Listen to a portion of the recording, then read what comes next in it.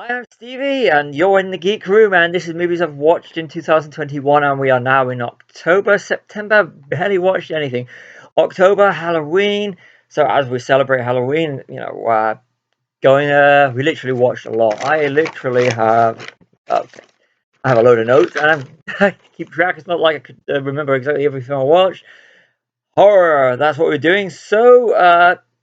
Started it off with the original Friday the 13th, 1980, absolute classic. My fiance had never seen it before, so I introduced her to Friday the 13th. Veered away with Rock of Ages. Love that movie. We went and saw to see that. We went to see the musical, which is absolutely fantastic. So we had to watch the movie again. Love Rock of Ages, the musical. Actually, the musical is better than the movie, but the movie is still superb. Underrated, heavily underrated. Tom Cruise is absolutely fantastic. The entire cast is fantastic, but the stage show is still superior. But going on, that's probably the only non-horror film other than James Bond we'd watched that month in October. So continuing, Friday the 13th Part 2. It's enjoyable. Part 3, I always remember it being better. This not. I'd like to see it in 3D. The final chapter, well, not really the final chapter. Come on, they made like another, seriously, a load more. But young Corey Feldman and Crispin Glover in it, who would later appear in The Goonies and Back to the Future and Lost Boys, and with Crispin Glover in American Gods, the great TV show on Amazon Prime. Friday the 13th, Part 5, A New Beginning, the one without Jason. Part 6, Jason Lives. I actually enjoyed it. I thought it mixed horror and comedy in a good way, pretty much like Scream did, but pre-Scream, I think. So the New Blood, trying to regain, the horror, but just being more MTV, which leads on to Part 8, Jason Takes Manhattan. We did a commentary track for it last year on the High Ground podcast. I'll put a link below to the High Ground podcast. But Jason Takes Manhattan, the funny one, the MTV generation one, the real MTV one, and Friday the 13th, the 2009 remake, which is basically the greatest hits of all, like the first few Friday the 13th movies. I really enjoy it. They should have done sequels to this. It was a genuinely good film that sort of reimagines Jason. Enjoyed it, really enjoyed it. Went to the cinema. I can't really classify this because I'd already seen it in September, but went to see the IMAX to see No Time to Die, James Bond. Absolutely superb, even better on the IMAX. As it's Halloween, 1978's Halloween was classic, just absolute classic, Jaws style classic horror. Halloween 2018, worthy successor to 78. I love Halloween. 2018 actually got me watching horrors again. I was persuaded by my High Ground podcast friend, Callum, to actually watch it. His selling point was Danny McBride writes it. I think Danny McBride's brilliant, especially in The Righteous Gemstones. And so, yeah, the Halloween 2018 superb movie. Introduced my fiance to the original Dawn of the Dead. She actually enjoyed it. Brilliant, especially in the time of COVID. Dawn of the Dead is like one of the defining horror movies. Romero is a genius, absolute genius. We watched the extended Cannes cut on Amazon Prime. So Halloween 2, haven't seen that in over 30 years. Enjoyable. Halloween Kills 2021. I was on the edge of my seat jumping. It was a great cinema experience. Glad I was able to see Halloween Kills in the cinema. Great middle part. Looking forward to Halloween Ends. I just, spot on. Absolutely spot on. Ticks all the boxes for what a good horror movie should be. That's Halloween Kills. Venom Let There Be Carnage.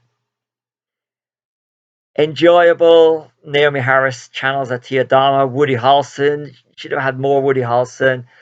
But the movie would have been, for me, Tom Hardy and Venom arguing and bickering. You can make a whole movie out of that. That dynamic is superb. Andy Serkis does a great job of directing, but it just needed everything else seemed not as good, other than the relationship interaction between Eddie Brock and Venom. So enjoyable though. Shaun of the Dead with audio commentary track, cast commentary. I've watched this film so many times. Absolutely fantastic. I love it. I actually went in my paid job as Sean for Halloween. Celebrate Halloween. I'm entitled to. Psycho, the 60th anniversary cut with 13 seconds extra. 13 seconds. We bought the anniversary cut. And Classic movie. Hitchcock is a genius. I love it. Can't really tell the difference. But the Blu-ray is superb. I love the documentaries and featurettes on it. Absolutely. If you don't have it, buy it. Psycho is a must-have in your film collection. An American Werewolf in London. We were going to London, so I wanted to watch it. So I watched it with my fiance. The effects they still stand up. They're just brilliant. It's just sad when you go to London now and you see how all the landmarks in American Werewolf in London have actually changed. But it's just great. I mean, I love the film. I mean, I was only introduced to it last year. I never really. I know it's bad. I should have watched it all earlier. But American Werewolf in London is just spot on. It's brilliant. I love it. Halloween 4, Return of Michael Myers. I've never seen that before. Enjoyable. Burbs, 1989 classic. Tom Hanks, Carrie Fisher, Bruce Dern, Wendy Charlotte. Who went on to play Francine in American Dad. But watched it because it on the day of Carrie Fisher's birthday. So the Burbs, I love it. One of my favorite all-time film lines. Corey Feldman, the pizza dude is coming. Love the Burbs. If you haven't seen the Burbs, watch the Burbs. Halloween 5, the Revenge of Michael Myers. Better than 4, but just enjoyable. I've never seen that one before either. The Faculty, Invasion of the Body Snatchers for the late 90s. I love Robert Rodriguez. Saw it at the cinema. Haven't seen it in years. Still like it. Really enjoyable. It's really real product of its time with all the teams and everything. I prefer the stuff Robert Rodriguez writes, but it was enjoyable, and Salma Hayek's in it as well, so can't go wrong. Halloween 6, The Curse of Michael Myers, the 1995 Paul Rudd's film debut. Actually, it was alright. I enjoyed it. It's great seeing a young Paul Rudd, but Paul Rudd doesn't age. But it was a nice curiosity little thing. So I enjoyed it. Went to the cinema to see Dune Part 1. Okay. I did a review of it.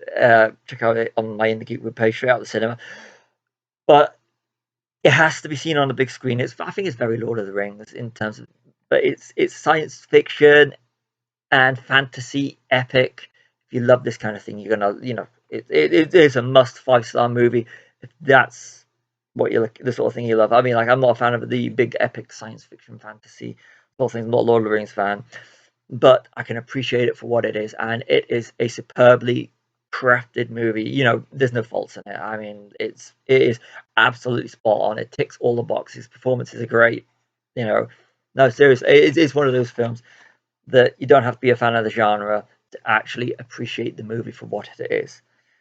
Halloween 2 H. Oh, go see it in the cinema. I was going to say, if you missed it in the cinema, hopefully they'll do it when the second one comes up. Epic. Halloween H2o. Never seen it before. I like the cameo from Janet Leigh and having Jamie Lee Curtis back. Again, never seen this one before until I watched it. And actually, I really didn't. I enjoyed it. It was good for what it is. They tried to make it like the original 78 Halloween, and I got to give them more credit for what they attempted. Halloween Resurrection, absolute rubbish. The Blu-ray, not Blu-ray, I got it on DVD. The DVD is actually good because it has alternative endings, and one of the alternative endings was actually a lot better than the ending they used. I'm not going to go into details in case you want to watch this movie. Last Night in Soho, a cinema experience. Going to this completely without knowing anything. I did a spoiler-free review, so click on my channel if you're into that sort of. If you're on here, hopefully you're watching this. Last Night in Soho, Edgar Wright, masterpiece. I was high hopes going into it, and I love it. I love it so much. I've seen it twice now. It's everything that's right about an Edgar Wright movie. I mean, Edgar Wright's grown. I love Shaun of the Dead, Hot Fuzz, and The World's End, but Baby Driver, he really came into his element. And this, it's literally. I don't want to go too much, but this is a must see. Go to the cinema. Scares are all in the right places. Last Night in Soho is one of the best films I've seen this year. Going on to Halloween, the actual Halloween night. Well, not Halloween night, the night before Halloween. The Shining and Doctor Sleep. I love both of these movies. The Shining is a classic Kubrick. Read the book now, so yeah. My one thing I want to do more is read more, but I actually read the book The Shining, and I love The Shining. The book and the movie is spot on. Performances. If you haven't seen The Shining, watch The Shining. Doctor Sleep, Ewan McGregor movie. Rebecca Ferguson got a very Lost Boys feel to it. But I love Doctor Sleep. It's Doctor Sleep that maybe we'll go back to watching The Shining. A heavily underrated film. I truly love Doctor Sleep. I think it's a superb movie.